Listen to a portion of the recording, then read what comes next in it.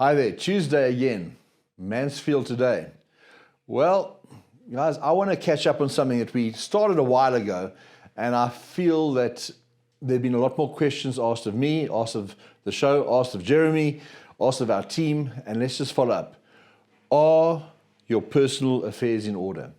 So a while ago, we did an excellent show with our friends from Capital Legacy, and we went through the protocol, the reasons for having a good will and testament in place, etc., etc. And it was exciting, and we had a lot of good feedback. A lot of people did jump in and start working on their wills.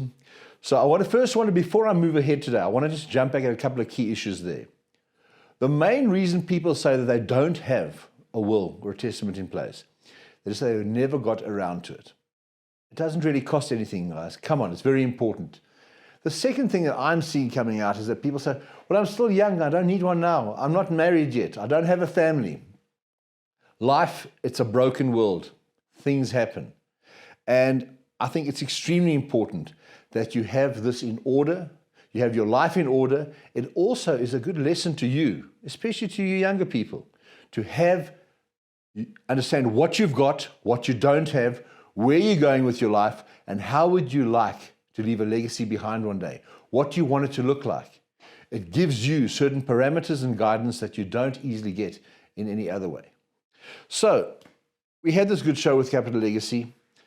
Key points is you must have a will and testament in place. Even if you're young, you're starting a career, and you have a few assets, no matter how little, don't leave it in abeyance that it goes into a system and nobody knows what happens. Leave it to your folks, leave it to your sister, your brother, leave it to your best friend, no matter how little it is. It's important, it's a part of you, don't let it escape.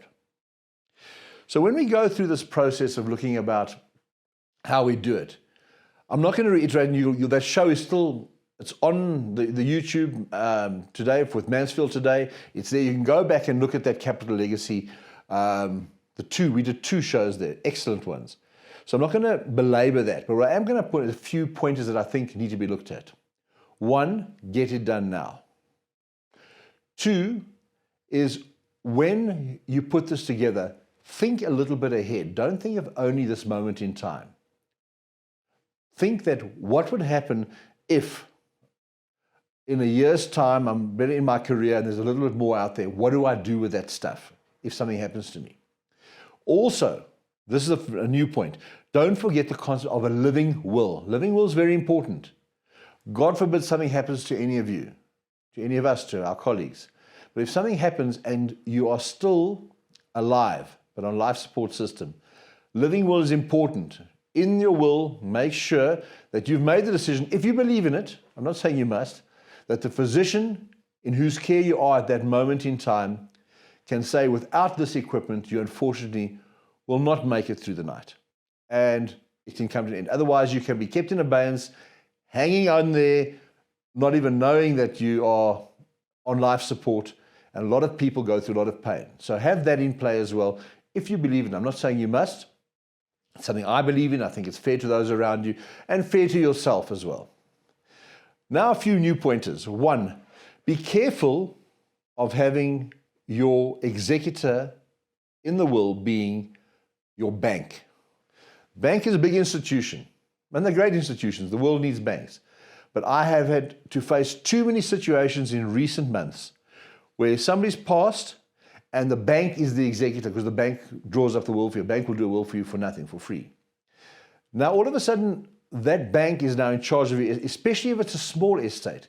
If you have one car, small home, a few shares, a few rand in the bank, it's very difficult for the bank just to wind that up overnight because the bank itself doesn't do it. It has to appoint somebody. Often the legal department in the bank has a subset of people.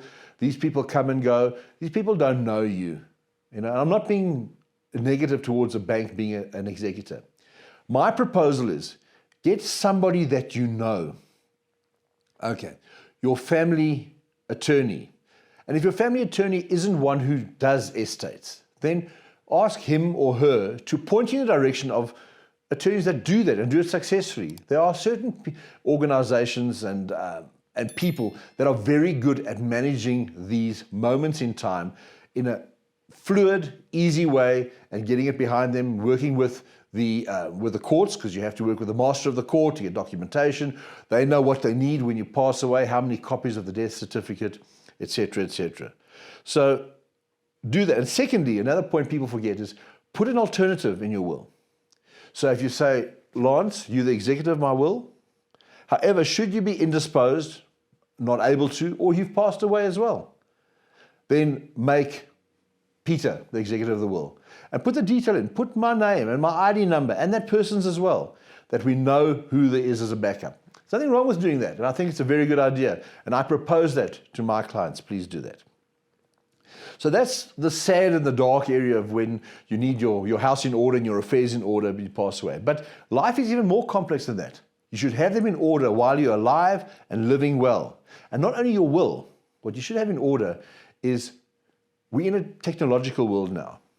Passwords to your phone, your laptops, your iPad, passwords, your bank account access codes. Now, I'm not saying have them out there for the world to see, but have them in a place, or have them in a safe, or have them with a person, your spouse, your girlfriend, your partner, your cohabitation partner, or the bank, or somewhere. Have it somewhere that, God forbid, something happens to you. It can be accessed, your phone can be opened, and a message can be sent out, sad to say, that she passed away this week, and that people know.